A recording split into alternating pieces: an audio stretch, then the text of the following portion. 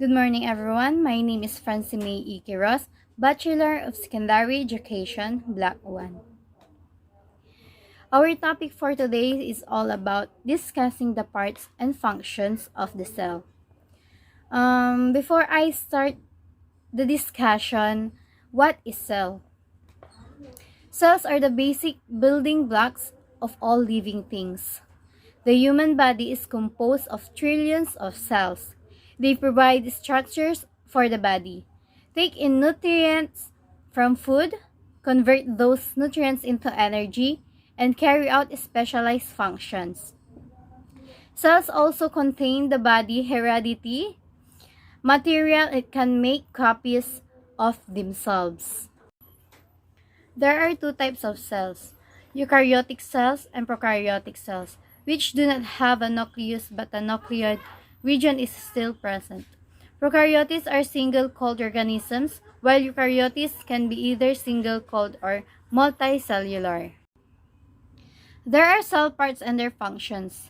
Number 1 is the nucleus. The nucleus is the controlled center of the cell and houses all of the cell's genetics and formation. Usually, a cell has a single nucleus that contains all of its DNA molecules, but some have more than one nucleus. The nucleus protects the cell's DNA while controlling all other cellular activities, such as cell division, growth, protein production, and cell death. Number 2 is the ribosomes. The DNA molecules housed in the nucleus also contain blueprints for all the proteins produced by a cell. These blueprints are read and interpreted by ribosomes, which are the site of protein production in plant and animal cells. Ribosomes reduce proteins by assembling amino acid sequences according to the instruction contained in the genetic code. The resulting polypeptide chains are folded into the specific primary, tertiary, or quaternary 3D structures by other cell organelles. The third is mitochondria. Cells need energy to power their biochemical reactions, and most of that energy is released by mitochondria. Mitochondria are the site of respiration in the powerhouses of cells, pumping out energy which is then stored in ATP. ATP molecules are the energy currency of cells and are used to fuel all of other activities of the cell. The fourth is endoplasmic reticulum, or ER.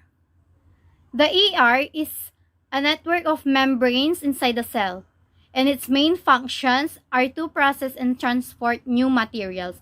There are two types of endoplasmic reticulum, the rough ER and the smooth ER.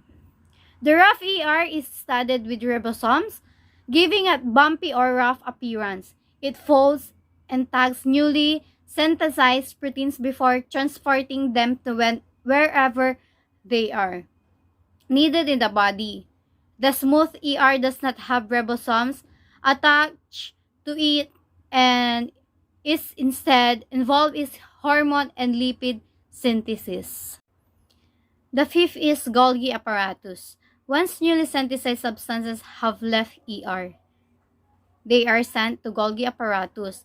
This is the series of flattened membrane-bounded sacs that packages and distributed substances to the outer cell membrane, where they either become part of the lipid bilayer or leave the cell.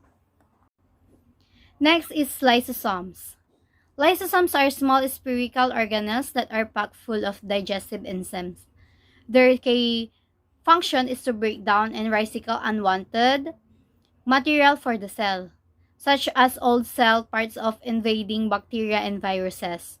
Lysosomes also play an important role in apoptosis, aka programmed cell death. Next is cytoplasm.